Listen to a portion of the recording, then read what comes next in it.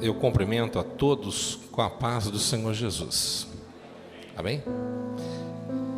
Graças a Deus. É o momento de nós meditarmos na palavra de Deus. Aqueles que têm a sua Bíblia, vamos abri-la no livro de Números, capítulo 35. Números, capítulo 35.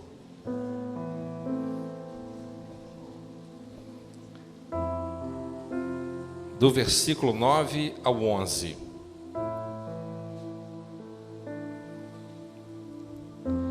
Números, capítulo 35, versículo 9, 10 e 11.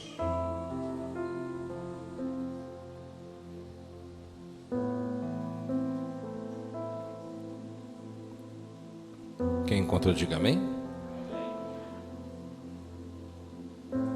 Falou mais o Senhor a Moisés, dizendo: Fala aos filhos de Israel e dize-lhes: Quando passares o Jordão, a terra de Canaã, fazei com que vos estejam à mão cidades, que vos sirvam de cidades de refúgio, para que ali se acolha o homicida que ferir alguma alma por erro. Amém? Agora vamos abrir em Hebreus. Hebreus, no capítulo 6,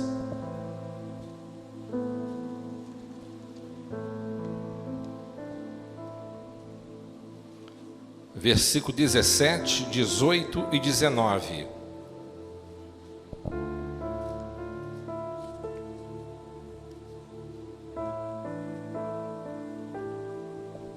Hebreus, capítulo 6, versículo 17, 18 e 19, que diz assim: Pelo que, querendo Deus mostrar mais abundantemente a imutabilidade do seu conselho aos herdeiros da promessa, se impôs com juramento, para que, por duas coisas imutáveis, nas quais é impossível que Deus minta, tenhamos a firme consolação, nós, os que podemos, o nosso refúgio em reter a esperança proposta, a qual temos como a âncora da alma firme e segura, e que penetra até o interior do véu, onde Jesus, nosso precursor, entrou por nós, feito eternamente sumo sacerdote, segundo a ordem de Melquisedeque. Amém? Se você puder, cumprimente, saúda o seu irmão do lado, a sua irmã do lado, dizendo: Deus tem uma palavra para ti. Amados irmãos, não sei se vocês, se todos, já ouviram pelo menos uma vez esse texto da palavra de Deus. Aqui nós encontramos um Deus amoroso, um Deus revelando a sua preocupação para com o seu povo. Jesus, ele disse: examinai as Escrituras, porque nelas encontrais coisas referentes a Ele. Estou sintetizando. Meus amados irmãos, o Senhor Deus, o Todo-Poderoso, diz na palavra do Senhor que Ele deu uma ordem a Moisés, a Josué, para que eles construíssem e fundassem 6 cidades, chamadas cidade refúgio. Para que serve, ou para que servia as cidades refúgios? Quando aconteceu um homicídio aqui em Juiz de Fora, há pouco tempo agora, isso me deu a vontade, me relembrei dessa mensagem. Quando um rapaz, um jovem, vocês devem estar cientes disso, pelos noticiários. Um jovem cometeu um furto no centro da cidade, saiu correndo ele em disparada, quando ele foi contido por um policial paisano.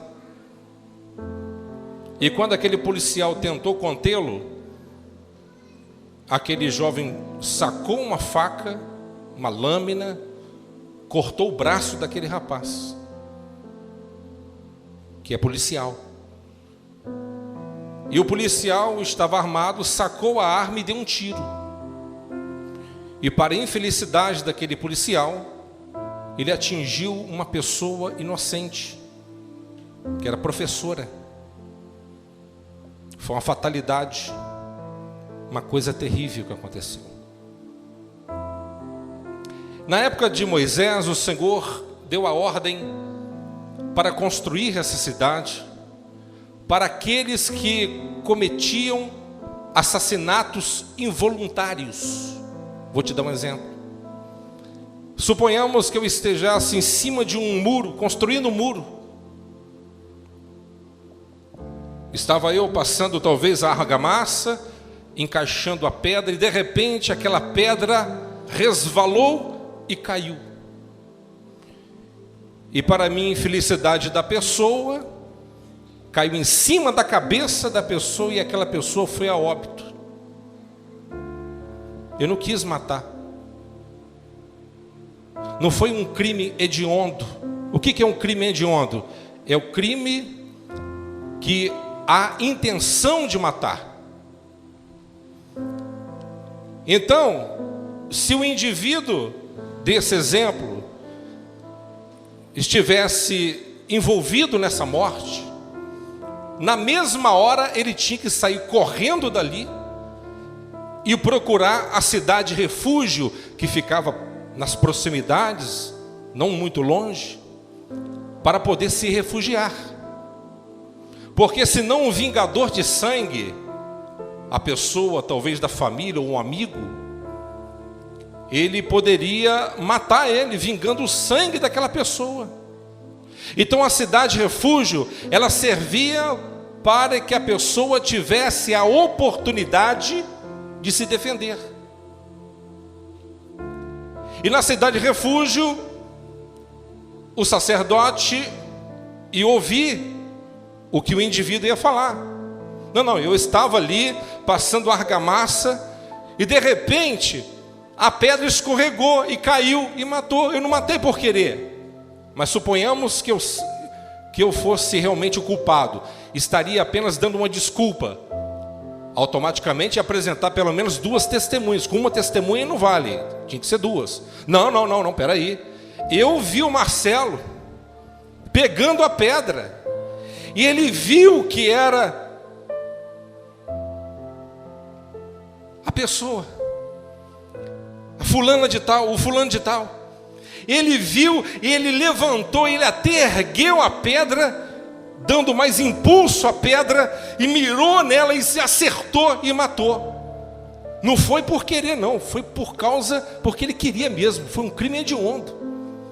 Então eu iria ser punido segundo a lei de Moisés. Porque o homicídio é o pecado mais terrível, é o pecado mais grave que a Bíblia aponta. Quem está me entendendo aqui nessa noite?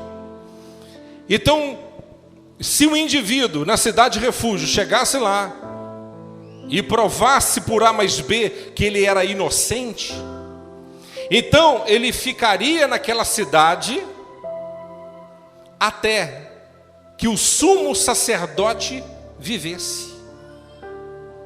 Mas assim que o sumo sacerdote morresse, chegasse a óbito, aquele indivíduo, ele estava liberado daquela culpa.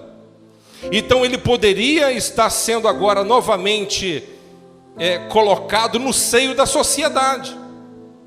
E se porventura o vingador de sangue chegasse perto dele para matá-lo, ele, peraí, calma, você não pode me matar.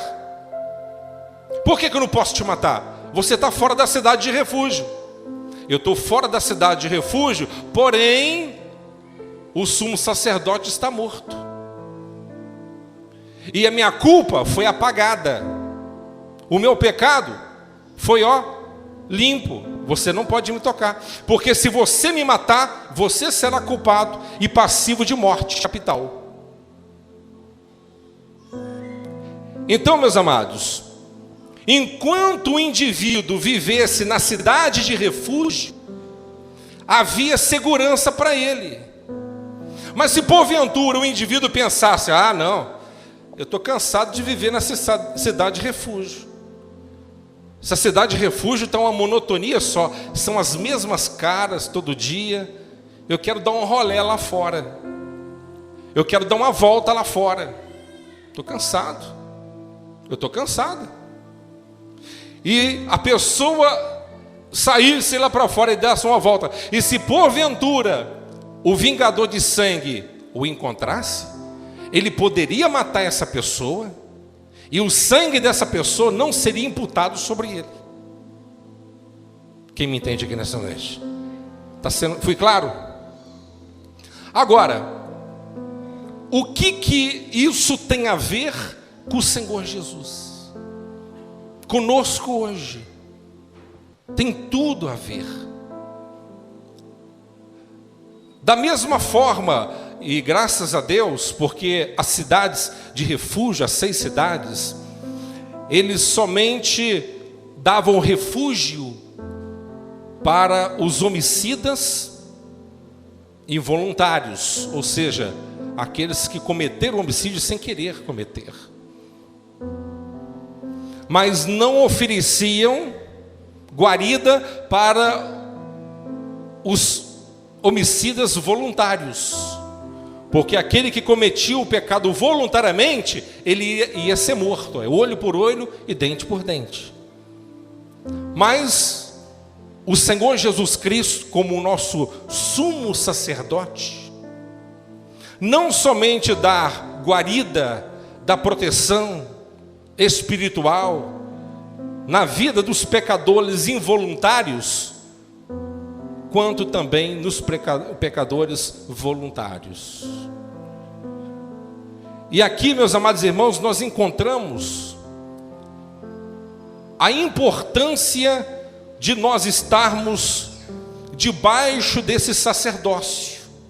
Mesmo que você tenha cometido e comete, todos nós somos pecadores, ou não? Não é? Você pode falar assim, pastor, eu não sou homicida, nunca tirei uma vida de uma pessoa. Mas você é um pecador. Nós somos pecadores. E a Bíblia diz assim, pecou, tem que morrer. Pecou, tem que ser morto. Mas o dom gratuito de Deus é a vida eterna. Amém, pessoal?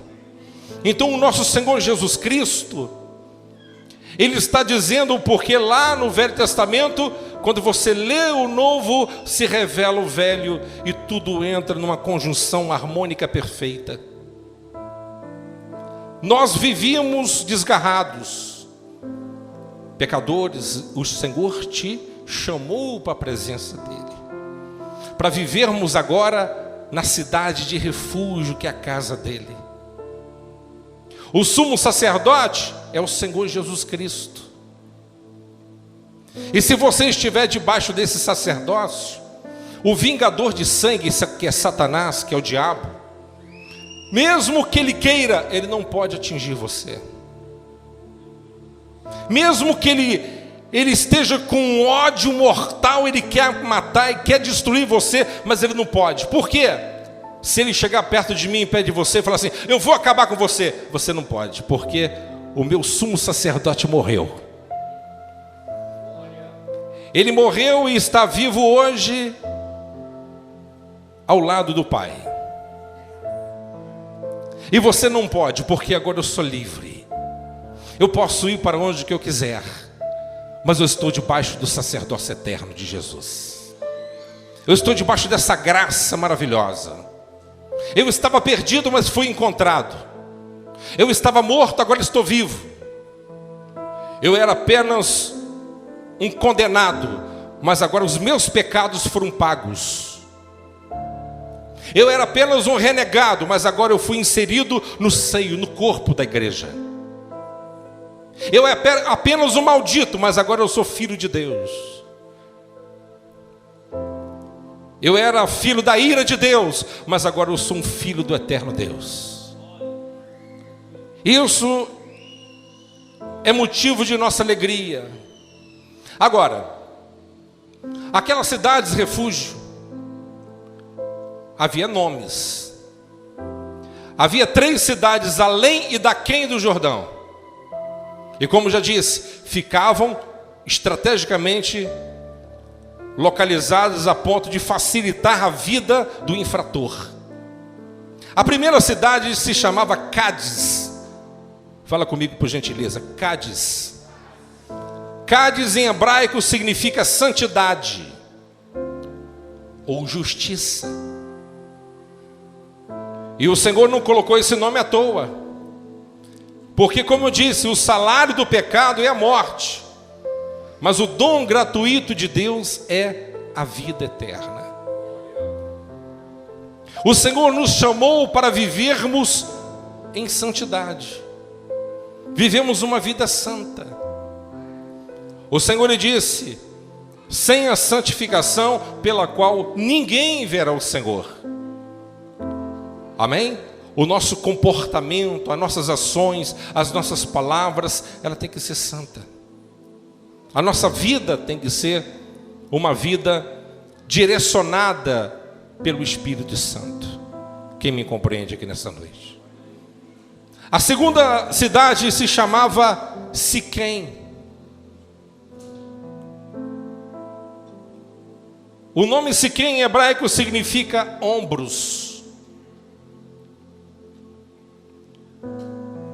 Você lembra da parábola do filho pródigo? O filho decidiu voluntariamente viver uma vida dissoluta e seguir o seu destino. Chegou perto do pai e falou assim: estou cansado de ver na tua casa, estou cansado dessa monotonia, eu quero ser o autor da minha vida, o autor da minha história, eu quero seguir o meu caminho, me dá a parte que me pertence, que eu quero ir embora. O pai democraticamente deu a parte da herança para ele. Ele pegou, foi por uma terra muito longe, gastou todo o dinheiro, tudo que ele tinha com as meretrizes, com as coisas do mundo, a ponto de chegar numa situação que todos os seus recursos se exauriram, a ter que se humilhar a cuidar de porcos. E foi naquele pocil que ele pensou: levantar-me-ei e irei ter com meu pai. Foi naquele momento que ele tomou aquela decisão, e quando foi à direção do pai, o pai o avistou em primeira instância, e o pai deu o seu ombro amigo para poder ajudá-lo. Meus amados irmãos, eu quero que os irmãos entendam que na caminhada cristã haverá momentos na sua vida que muitos vão te aplaudir. Muitos vão jogar confetes em você, mas poderá em algumas fases da tua vida, aqueles que um dia sentaram da tua mesa, aqueles que um dia te aplaudiram, aqueles que diziam que ser seus amigos, pode ser que um dia virarão as costas contra você. Poderá talvez alguém, no momento que você mais vai precisar, ele não seja solidário à sua dor, à sua necessidade, o seu sofrimento. Mas eu tenho uma palavra de Deus para o seu coração: o meu Jesus sempre terá um ombro amigo para te oferecer. Independente dos seus pecados, independente dos agravos pelas quais você o causou, ele sempre terá e lhe oferecerá o seu ombro amigo para poder te acalentar nos momentos de grandes dificuldades. Terceira cidade se chamava Hebrom. Fala comigo por gentileza, Hebrom. Hebrom significa em hebraico comunhão. Alguns podem até falar intimidade. O que significa Hebrom? significa comunhão. Mas o que é comunhão? O que significa comunhão? Eu quero ler na Bíblia para você. 1 João capítulo 1, versículo 3, eu leio: o que vimos e ouvimos, isto vos anunciamos, para que também tenhais comunhão conosco. E a nossa comunhão é com o Pai e com o Filho Jesus Cristo.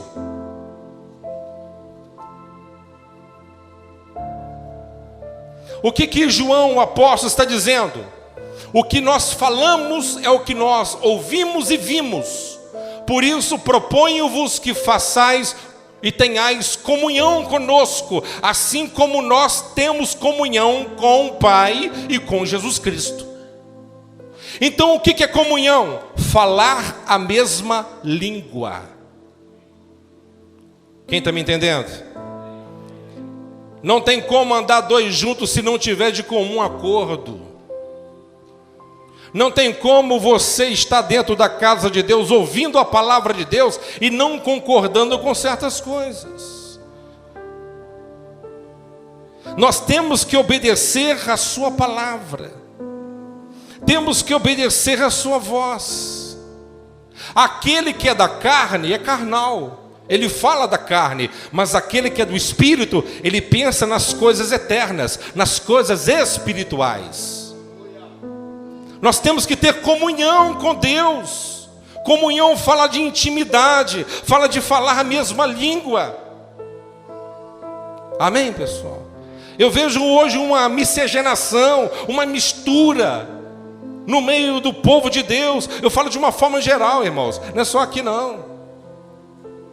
O povo está muito misturado com as coisas do mundo. A linguagem não é a mesma. Nós precisamos estarmos conectados verdadeiramente em Cristo Jesus. Por que Jesus, o Senhor, Ele permitiu que o nome se chamasse comunhão? Mostrando que vocês precisam de falar a mesma coisa que eu falo, pensar o que eu penso, concordar com aquilo que eu concordo, obedecer às minhas normas, às minhas leis, porque assim vocês prosperarão e a minha presença estará convosco hoje e eternamente. Quem me entende aqui nessa noite?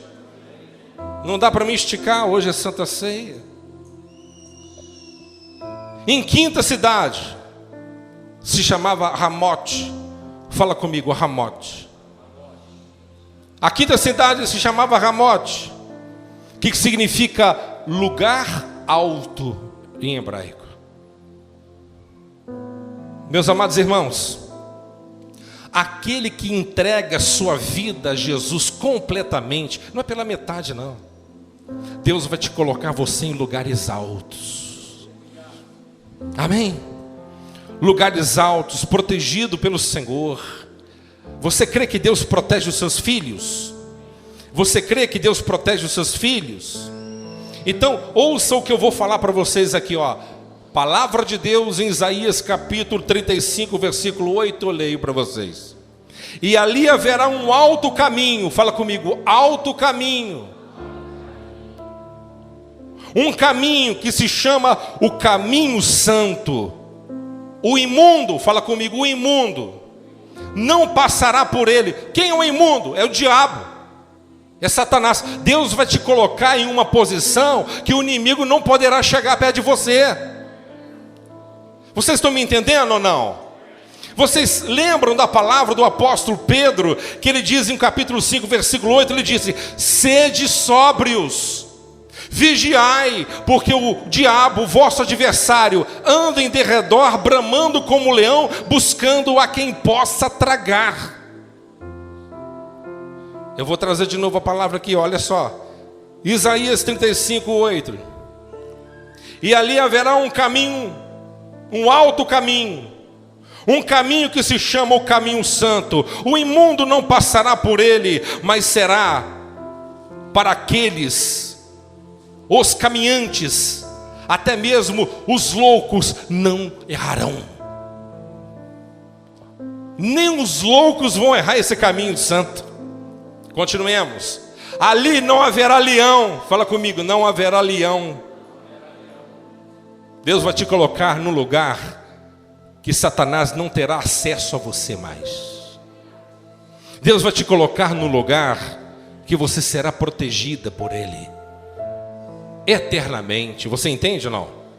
E ali não haverá leão, nem animal feroz subirá a ele, nem se achará nele, mas os remidos andarão por ele. Que Deus remidos? Remidos, justificados, aqueles que foram comprados com sangue, aleluia, da cruz do Calvário. Amém? Aqueles que receberam a remissão dos seus pecados, o perdão dos seus pecados, aqueles que vivem uma vida de santificação, de obediência, de temor, de tremor na presença do eterno Deus. E continua, versículo 10: e os resgatados do Senhor, que Deus resgatados do Senhor, voltarão e virão a Sião com júbilo e alegria eterna. Haverá sobre as suas cabeças gozo, alegria o alcançarão. E deles fugirá a tristeza e o gemido. Se hoje você se enquadra na palavra do apóstolo Paulo, no capítulo 8, o choro pode durar a noite inteira, mas amanhã vem pela alegria. Amém? Pela manhã vem alegria. Quando você chegar no céu, não haverá choro, não haverá gemidos, não haverá dor, não haverá enfermidade, não haverá velhice, não haverá diabo, não haverá doença, não haverá escassez. Só haverá o que? Alegria, riqueza, presença de Deus permanente sobre as nossas vidas. Nós estaremos diante do trono de Deus, nós estaremos diante dos anjos do Senhor, nós estaremos diante dos santos do Senhor, nós estaremos diante do Espírito Santo, nós estaremos diante do nosso Senhor Jesus Cristo e o Todo-Poderoso sentado no seu alto e sublime trono. E nada poderá nos impedir essa grandiosa glória a qual o Senhor reservou para os eleitos dele. Quem está feliz, diga glória a Deus. Remote lugar alto. Essa é a quinta cidade. A última cidade, a sexta cidade, se chamava Golã. Fala comigo, por gentileza, Golã. Golã significa separado em hebraico. Alguém pode falar, será que eu posso me separar para Deus? Irmãos, infelizmente neste mundo, separar 100% é difícil demais, é impossível, porque você erra em pensamentos, palavras, obras e omissão. Mas teve uma pessoa que se separou. Teve uma pessoa que se separou, manteve a sua separação, a sua santificação, venceu o pecado, venceu Satanás e hoje está vivo à direita do Pai, que é Jesus Cristo, o nosso Senhor. A cidade refúgio é para aqueles que estão debaixo do sacerdócio de Cristo, porque se nós somos santos hoje, puros, santificados, é porque o sacerdócio eterno de Jesus tem nos purificado, tem nos mantido debaixo da sua graça, do seu louvor e da sua proteção. Então, meus amados irmãos, que nós venhamos a cada dia estarmos mais firmes, constantes e sempre abundantes diante da obra do Senhor. A luta é grande. Talvez você pense, mas pastor, dentro da igreja é uma luta desenfreada. Me mostre uma igreja perfeita. Se você encontrar uma igreja perfeita, me chame que eu vou com você para lá e vou deixar essa turma para lá. E com certeza eu e você vamos acabar com a igreja de lá, porque não tem gente perfeita. Quem está me entendendo? Somos pessoas imperfeitas pregando o evangelho perfeito. Temos que aprender a nos associar e aceitar um do jeito que ele é. Dentro da arca pode estar sendo um pouco desconfortável para alguns, mas fora da arca, a arca é Jesus. Tá? A arca é Jesus. Noé estava dentro da arca junto com seus parentes. Estava lá e ficaram 365 dias dentro da arca. Um trabalho exaustivo, uma catinga terrível, uma luta medonha que estava enfrentando. Dentro da arca havia luta, havia trabalho o dia inteiro.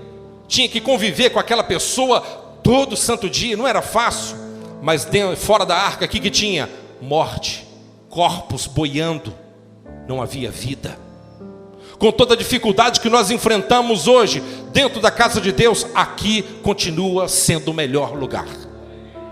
Quando você está dentro da casa de Deus, você está debaixo do sacerdócio eterno de Jesus Cristo, na ordem de Melquisedeque. O diabo não pode te tocar, não é porque você é bom, não é porque você é perfeito, porque aquele que você serve é perfeito.